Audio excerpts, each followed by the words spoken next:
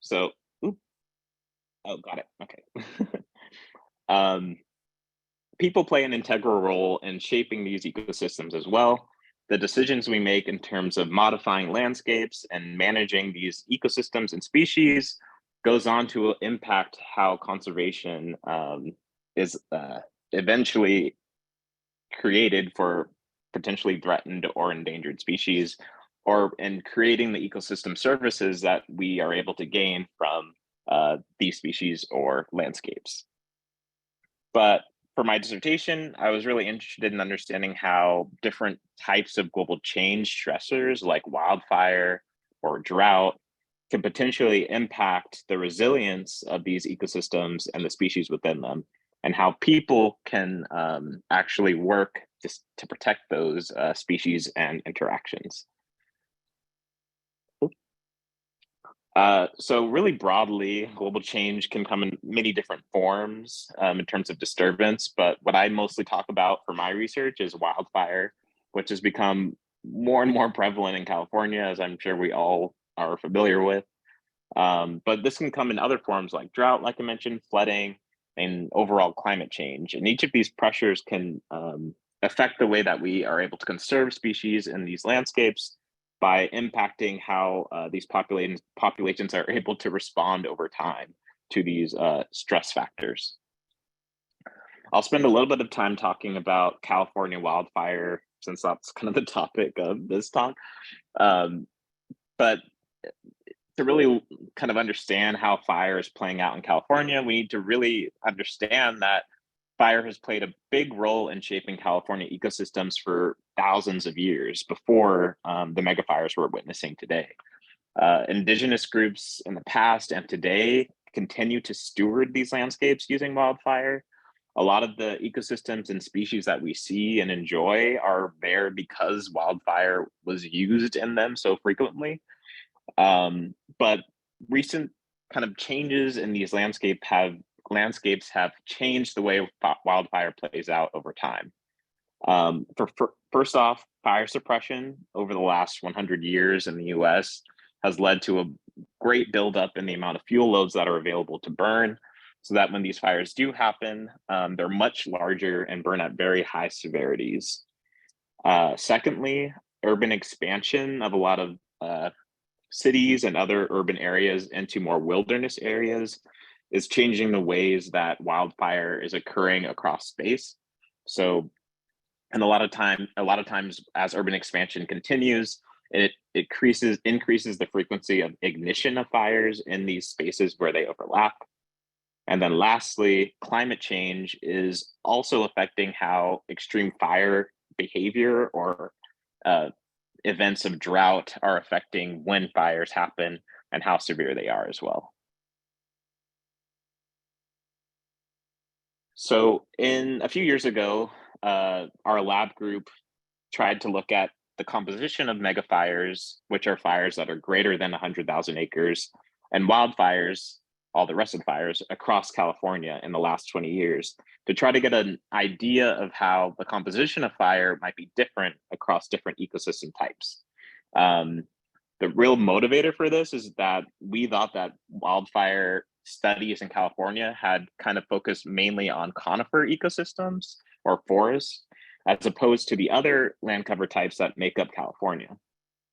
We found that if you break down the composition of all these land cover types that have burned, I know this is kind of busy, but the take home message is that all the ecosystem types are really burning in great amounts. So we have to actually use management that addresses these wildfire concerns across ecosystem types and not just in conifer forests. And you can see that on this bar, which is the total amount of acreage burned by wildfire within from 2000 to 2020. This orange is showing that shrubland, and this blue is showing that hardwood forest. Each contribute a significant amount of acreage that is being burned by these wildfires, yet we don't have as much research or funding to support management of these ecosystem types. In addition, we looked at how different taxonomic groups might be impacted by these potential wildfires. So we overlapped specifically bird endemism and bird species richness with these wildfire plots. And we found that actually the blue hardwood forests like oak woodlands and shrublands like chaparral shrublands are really important for bird endemism and bird species richness and protecting it. Yet a lot of those areas are being burned, and we don't necessarily know what the impacts of those fires are going to be for future endemism and species richness of these bird communities. So this is kind of highlighting the need for understanding how these fires outside of conifer forests are affecting other species groups in other landscapes. So the big question that I'm kind of setting the stage for is, how do these fire regimes and how do their changes affect avian communities moving forward? So there's a little bit of research that we can look back on to kind of anticipate what we might find at this study. So one of the major kind of theories behind how fire influences wildlife is this idea of pyrodiversity, which basically suggests that wildfire can help enhance habitat by creating a lot of different types of habitat available within space. So you can imagine that if a fire comes through, it might have different levels of severity across space, and it might burn at different times across space. And this can create like really complex habitat patches where you'll have different resources available for different species and at different times. And previous work has found that if you increase pyrodiversity here on the x-axis, it can potentially lead to increased species richness of bird species over time. On the other hand, if we look at things like megafire, so megafires again are fires that are really large, really severe, burning over 100,000 acres. They normally have really big patches of high severity wildfire. This study looked at how birds responded to megafires in the Sierra Nevadas across different nesting groups of species. And they found that certain groups of species were negatively affected by megafire due to the fact that it removed so much habitat and created large kind of patches of habitat that are deplete of normal resources for those species.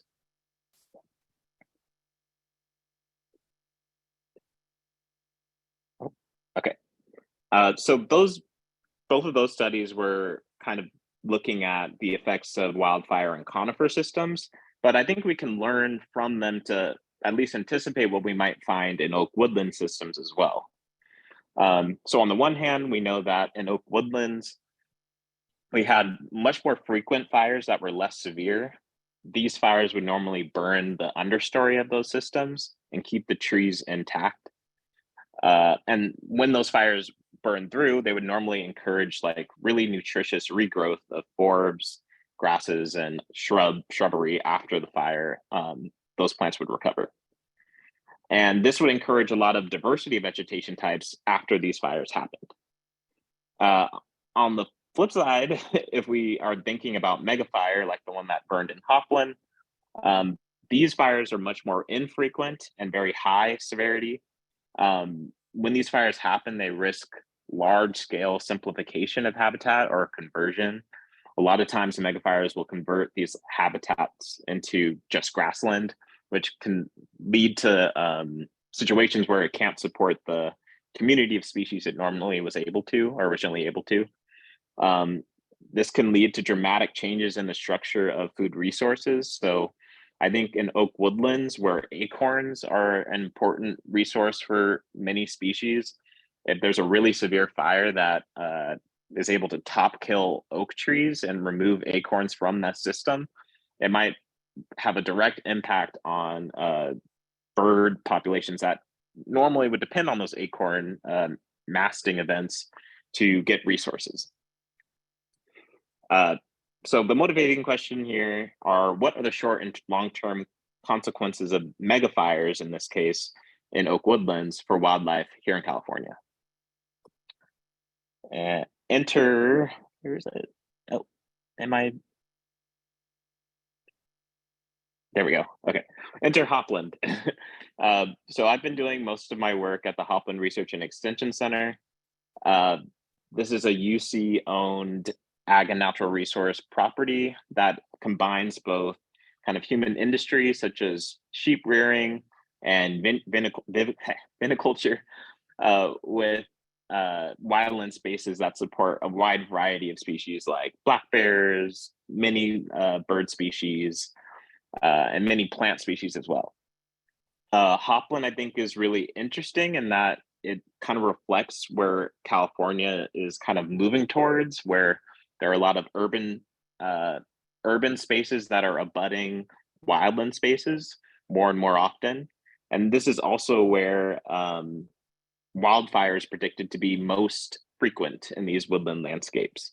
So learning how wildfire affects these ecological communities at Hopland could help inform what we can anticipate to see in other woodland systems across the state, I think. So this is a picture or a map of the Hopland Research and Extension Center. I've broken down the map into different colors. So the orange is showing chaparral, mostly at the top. We have woodland and grassland kind of mixed in between in the middle.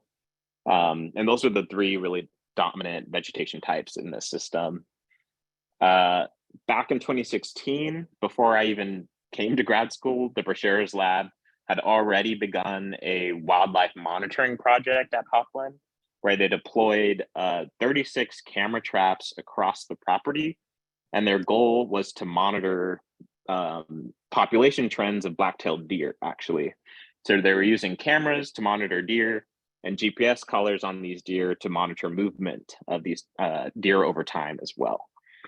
So as I mentioned, part of my research is looking at how the fire I'm about to talk about affected these mammal species, but this kind of also became the basis of how we're also looking at the effects of bird species as well.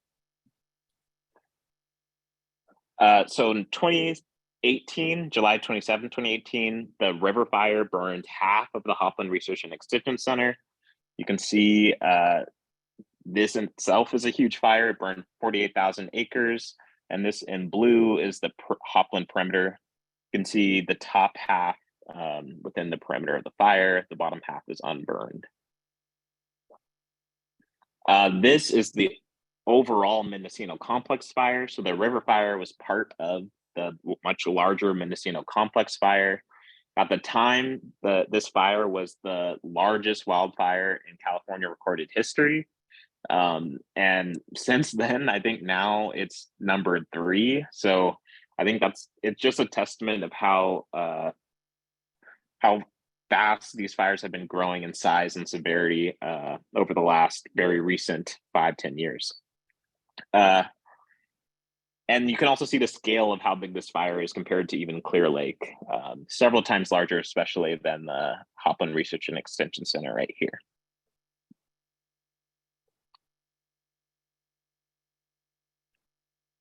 Here's a picture of what Hopland looked like following the fire. Some patches were very high severity where there was no understory or overstory left. This is a picture I like of, I think there was a down tree before the fire happened, and the fire was so hot that it burned the tree skeleton like to cinders, and you can see kind of the remaining skeleton. And this is me at the top.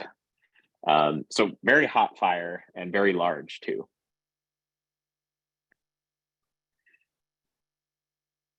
So as soon as this happened, I was really interested to kind of get in there and understand how a fire of this magnitude is affecting species occurrences over space and time. So I was, I guess, pretty ambitious and wanted to look at how all the species were responding. So we firstly used camera traps to look at how mammals were responding across the property, as I mentioned before. We also deployed ultrasonic monitors across the site every spring to look at how the bat community responded. And today, what I'll be focusing on are the responses of the bird community using acoustic monitors across the site as well. We can grab some water.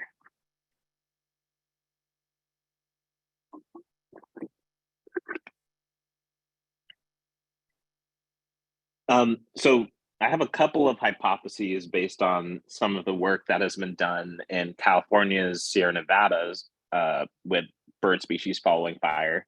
A lot of these are based on both diet groups of birds and nesting groups of birds to understand or predict how some of these groups may respond to changes caused by fire.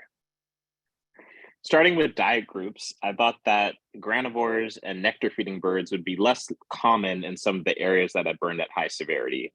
This is because high severity areas are less likely to have the vegetation that would create the seeds and nectar that these birds would depend on following the fire event. I thought that insectivores or insectivorous birds might be more common in those high severity areas because after fire happens, it might leave a lot of dead wood or open snags that might attract a lot of insects, which might then go on to attract their predators, the insectivorous birds, and might create good habitat or at least good prey species for them. And then finally, I thought that due to the effects of biodiversity we observed in other studies, all diet groups would benefit from increased biodiversity at this site as well. In terms of nesting groups, I thought that ground nesting birds and birds that use secondary cavities or cavities that already exist would be more common in areas that burned at high severity. This is because if a fire burns at high severity, it's going to clear most of the vegetation on the ground, leaving mostly ground. So I thought that many of the ground nesting birds would prefer that area since it's already clear, at least in the short term. And I thought that if high severity fires were able to leave snags or trees that had cavities due to the fire, birds that use those cavities for nesting could then move in and use those as habitat. I thought that the other nesting groups, like tree nesting birds, shrub nesting birds, and the primary cavity nesting birds, or the birds that create their own cavities, would be less common in areas that burned at high severity because these high severity fires are destroying a lot of the habitat or trees, shrubs, and structures that these birds would normally use for nesting. And then just like for the diet, I thought that biodiversity or like creating a mosaic of different habitat types would benefit all nesting groups. So to investigate these questions, we used acoustic monitoring across the entire Hopland Research and Extension Center. So this map on the right is showing Hopland overlaid with a burn severity map. The pink is unburned areas, and all the way up to purple, which is the very high severity fire patches. And you can see that we have sites in the unburned area on the south part of the property, and then a variation of different severity sampled in the northern half as well. And this is 36 total. And I think this is pretty cool also because each acoustic monitor was paired with a camera trap as well. So at each site, we have both mammal, bird, and bat data as well. We use these audio moths, which are pictured here, and they're cheap, tiny programmable acoustic monitors that you can deploy easily. And we use them to sample from March through June from 2020 to 2022. So that's 3 years of data, 3 springs. Our design was to sample the dawn chorus of every day using a 5-minute snapshot from before sunrise, during sunrise, and after sunrise. So every day at each site, we would get a 15-minute total soundbite of that site of birdsong. And for each site, we got at least 4 more mornings of sampling to make sure that we got the most complete picture we could possible of potential birds at that site before rotating the monitor to a new site. And from this, we validated at least 50 species observed or heard through our acoustic recordings. And so I'm gonna take us through kind of a workflow of how I've been able to use this data to look at kind of the analysis of that data. So I'll go step by step. again, we were collecting our acoustic monitoring data. At the same time of deploying these acoustics, I also did a couple of point counts to validate that the species that we were recording were actually seen as well. In total, we have 250 hours of audio recorded over the 3-year time period at each of these sites total. We're currently using BirdNet, which is an auto classification software for bird song to species classification. So you can feed these acoustic files into BirdNet, and it will attempt to auto classify them to the species that it thinks it hears in the audio file. You can improve how accurate BirdNet is by providing it a custom species list of species that you think you might, or species you anticipate hearing at that site.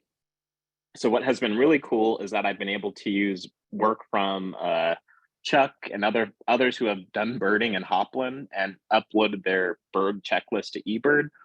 I use all that information to create a custom species list for Hopland to feed into BirdNet in combination with the audio files that I provided so that it could create the most accurate classifier, hopefully, for all of this acoustic data. And with that, we got 800,000 plus classifications, which is huge and kind of overwhelming.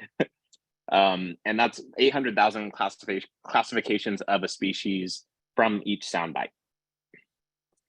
And right now, we've validated 1,000 of those files for species presence. So me and a couple of undergrads have listened to each of these recordings and have written down yes or no whether or not we've heard the species that BirdNet says is there to help increase the accuracy of this process. And eventually, I'm hoping to, or the final goal is to do a species distribution model using the species validation checklist with the classification data to get a very good idea of where species are over space and time.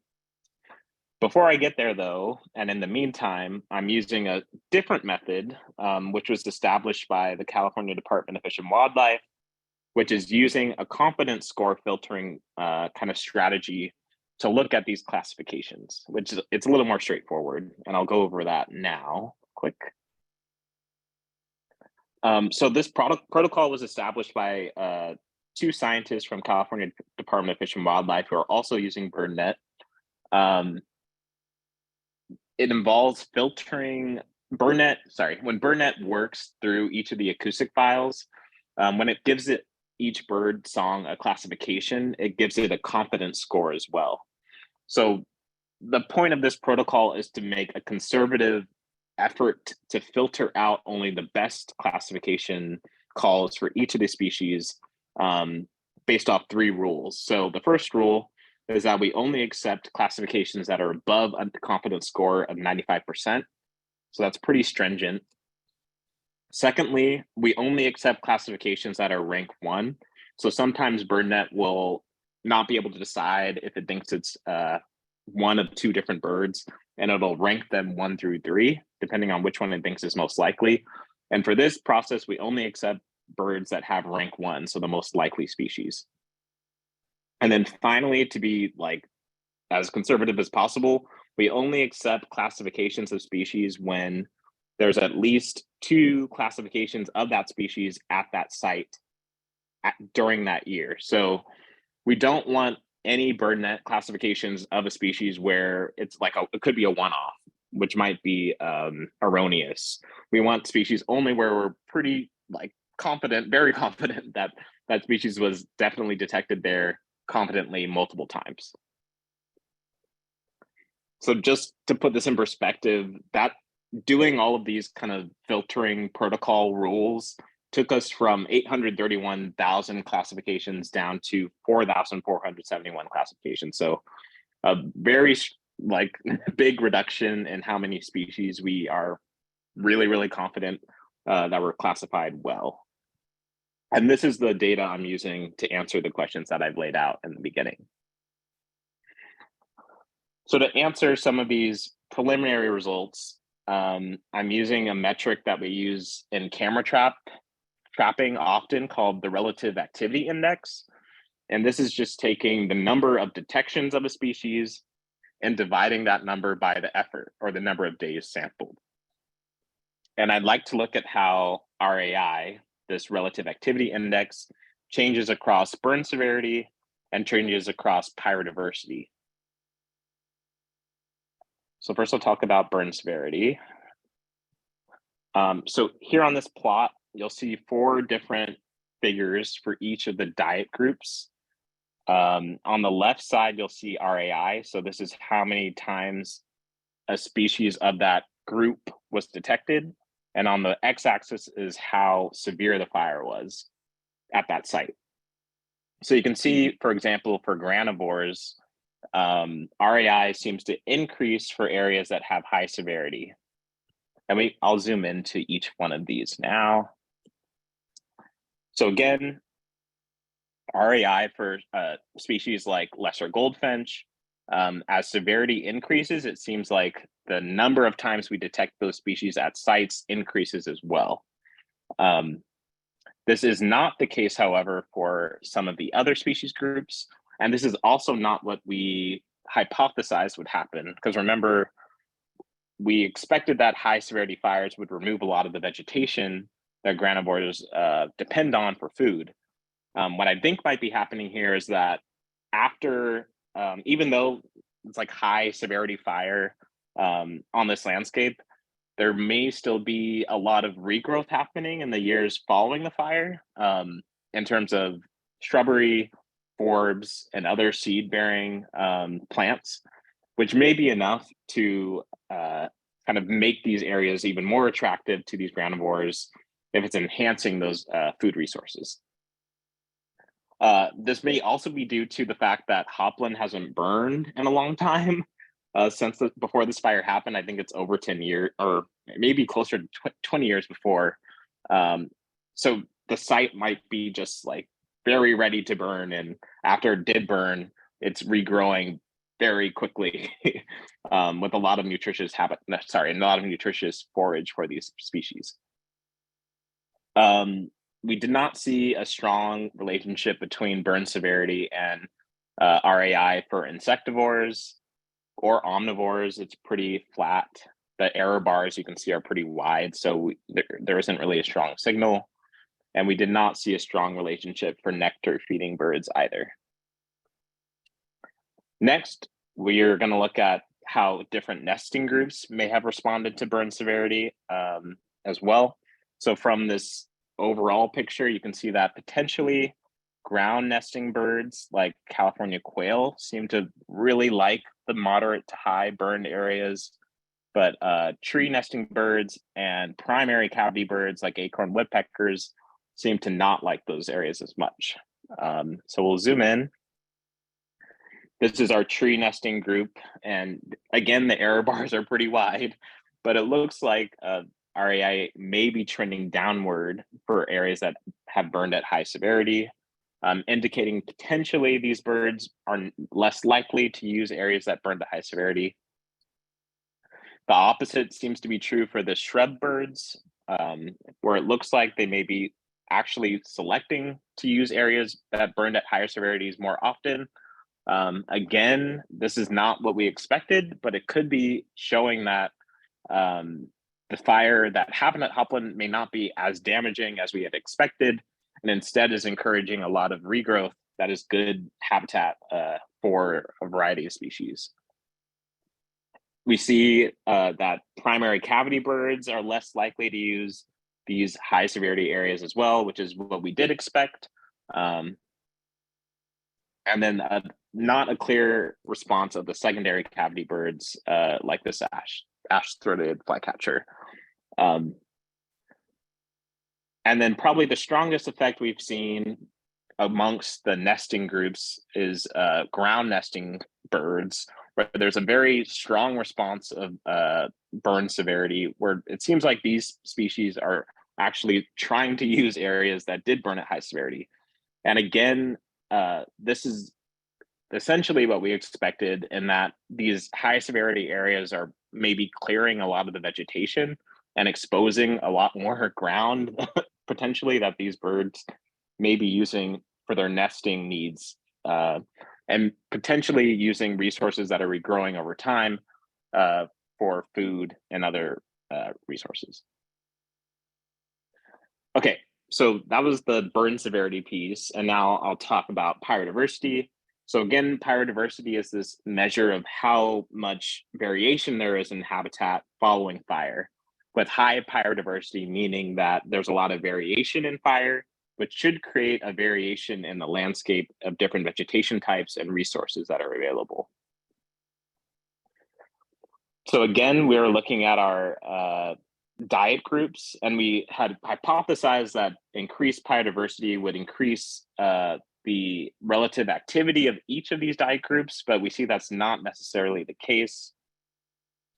We have a really big error bar for this granivore plot, so it's really unclear if there's a strong relationship between seed-eating birds and biodiversity.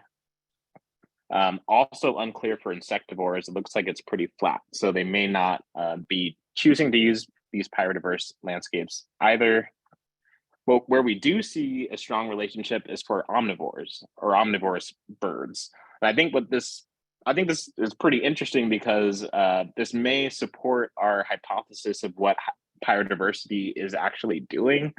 So remember, biodiversity is potentially creating lots of different habitat types with different resources at each of those habitats. And omnivores are unique in that they're able to use a lot of different types of resources, potentially taking advantage of biodiverse areas that are able to provide all those resources in different locations. So these omnivores may be taking advantage of these areas that have a diverse palette of food options, essentially caused by biodiversity. And we did not see a significant relationship between nectar feeding birds and biodiversity either. And then finally, we can look at whether nesting groups were related to biodiversity. And it looks like our strongest response again is our ground nesting birds, surprisingly. And then our primary cavity birds look like actually do not select for biodiverse landscapes. And I'll just run through these again. You'll notice that a lot of the biodiversity plots, as you increase biodiversity, there's a lot of error. So essentially we need more data or a better model to actually look at whether there's a specific response happening. Same is true for these shrub birds. And potentially primary cavity birds like acorn woodpeckers are not choosing to use areas that have like high biodiversity following fire. Again, secondary cavity nesting group does not have a strong effect. And then finally, our ground nesting birds like California quail and mountain quail potentially are choosing to use areas that have high biodiversity. And this may be related to their preference for areas that have high severity burn patches as well. So some of the key takeaways here are that severity of granivorous birds for granivorous birds were actually more common in areas that burned at higher severities. This is contrary to what we had expected because these areas should have less vegetation available for eating, but these birds seem to be taking advantage of those areas instead. This may be showing that a lot of these burned areas are able to respond more quickly than we anticipated. And again, I think this shows that fire can actually provide like good habitat or advantages to wildlife if it's used properly.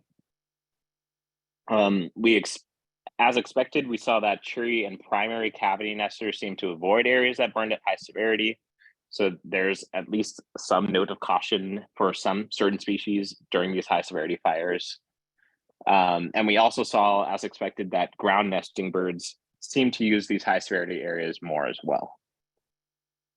In terms of biodiversity, we saw that omnivorous birds seem to use these areas much more than areas that didn't burn at all or have low biodiversity. And we saw that there may be a relationship between biodiversity and primary cavity nesters and ground nesters, but we need more data and a better kind of modeling tool to look at this more explicitly.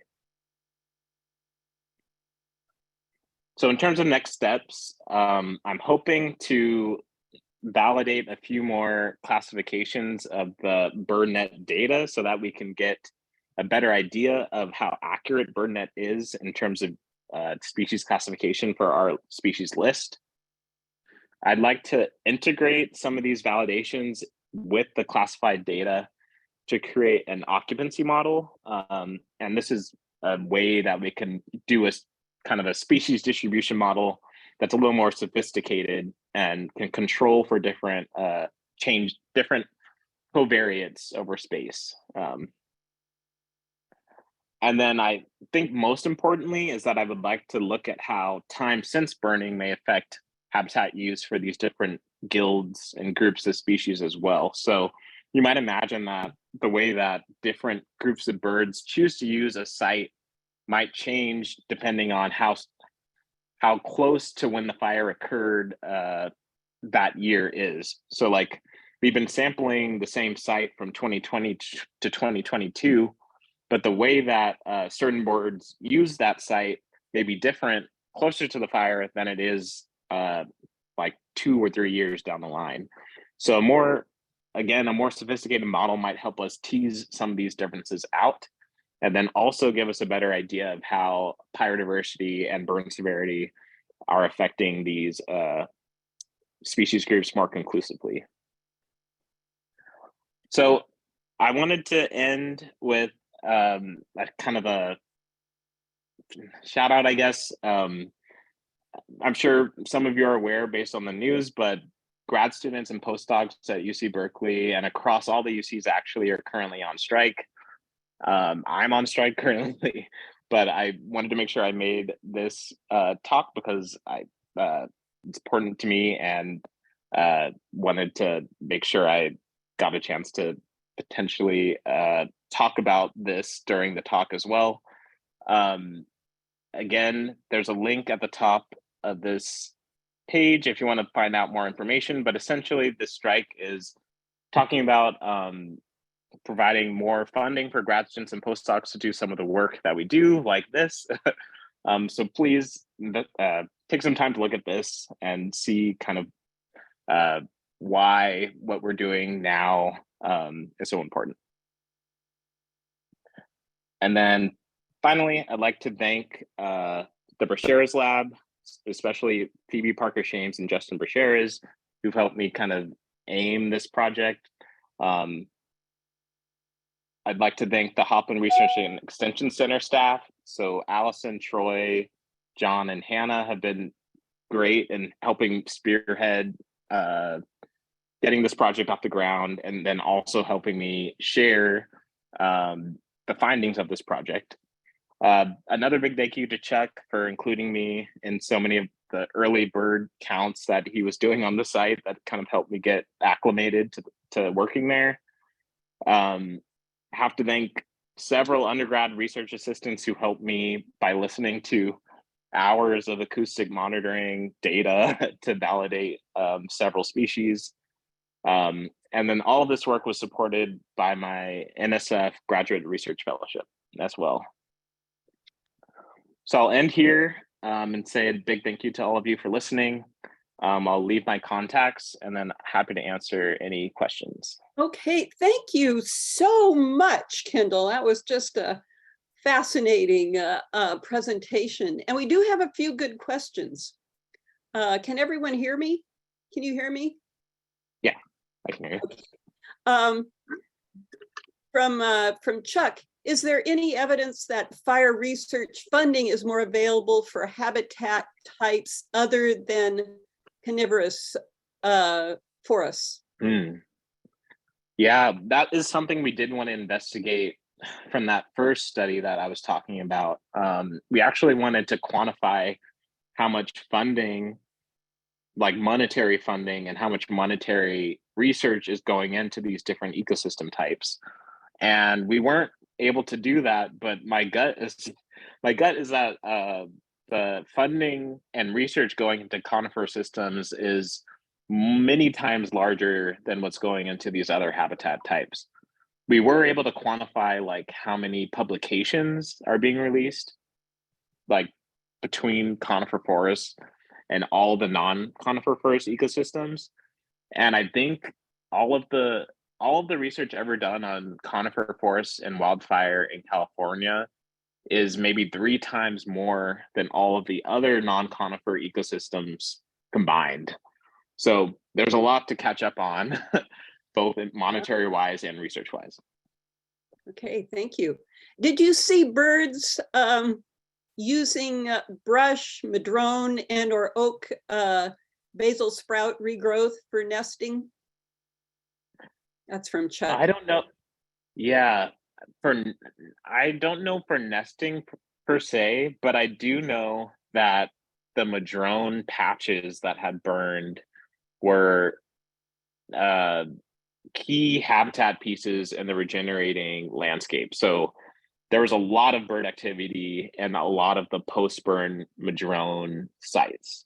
They probably regrew the fastest. And every time I visited them and deployed the monitors, you could hear bird song like the whole way through the deployment. And they had probably the most number of detections as well. In terms of nesting, I could go through and see if there are like differences in how different nesting guilds chose to use those madrone patches, but I didn't physically see nests except for a Cooper's hawk nest. But that was just like by visual. And Peter asked, during your research, did you discover any dead birds that were unable to escape the firestorm? Good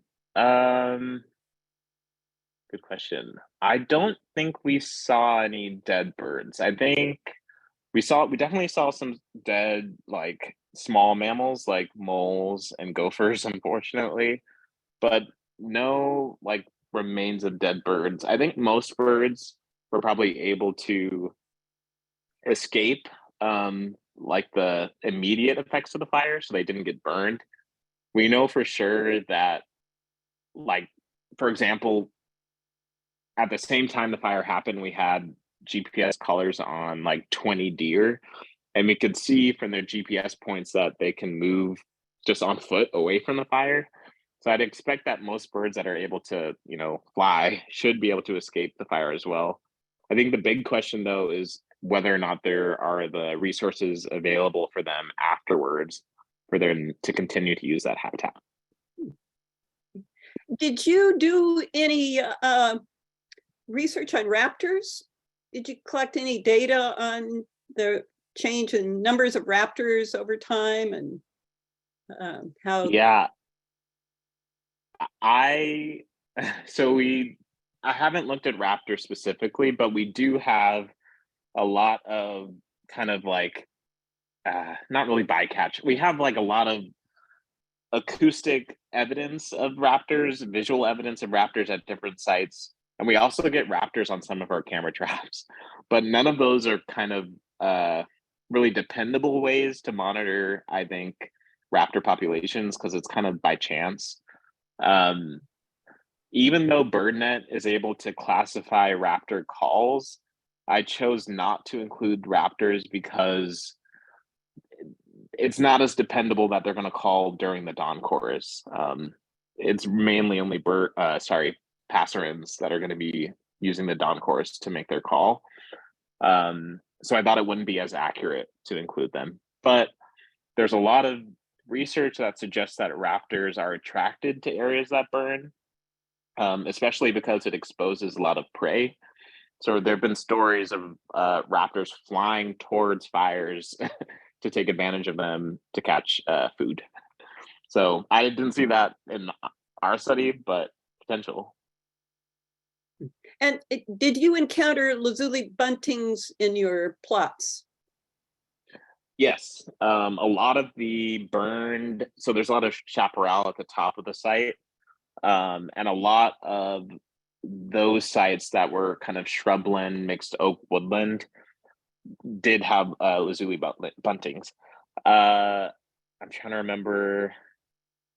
I've seen them in person and I've heard the calls at a handful of sites, but it's definitely not the most common bird we've seen there. I think it's just a handful of detections. But yeah, it'd be interesting to look at some of the more rare species and try to look at how they might be selecting for specific types of habitat, as opposed to like big groups of species clumped together.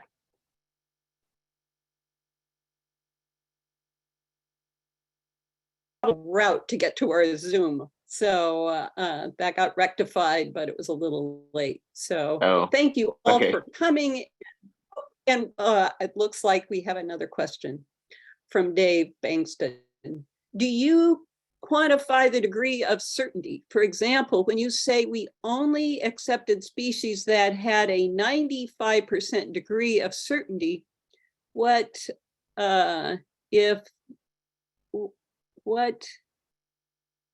is that in, say, comparison with a 50% degree of certainty? Mm-hmm. Yeah, so those are the competence scores that BirdNet gives. So I think it goes from like it goes from like 0.1, or I guess 1% certain to 100%. And there's nothing that's like 100% certain from BirdNet, but I would say that the confidence score is how close the song that was recorded in the acoustic file matches the song that it has on its own file. So it could be like a 95% match to what it expects that bird to sound like. That doesn't necessarily mean, though, that that's a proof like true.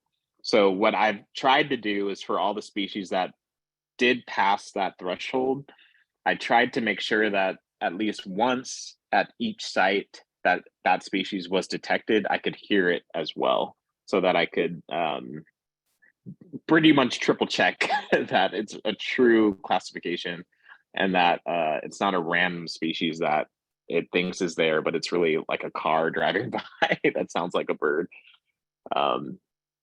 But yeah, that's a good question, and something we're trying to be very careful about in using the acoustic data. Okay, any other questions? Well, Kendall, thank you so much again. And it's really exciting to hear about what you're doing right in our own backyard. So we all have quite a relationship with Hopland Research and Extension Center. So we like to follow what's happening there, and it's exciting to see what you're doing. So yeah, thanks again. Well, thank you again for having me. Yeah. And let's see, I want to encourage everyone to go to our website if you have questions about field trips or upcoming programs. And that's peregrineaudubon.org. And you can find out what the upcoming field trips are and programs. We're hoping to go back into in-person programs maybe later in the spring. So it'll be nice to see everybody in person. So with that, I'm going to end the program, and thank you again for joining us tonight. Bye.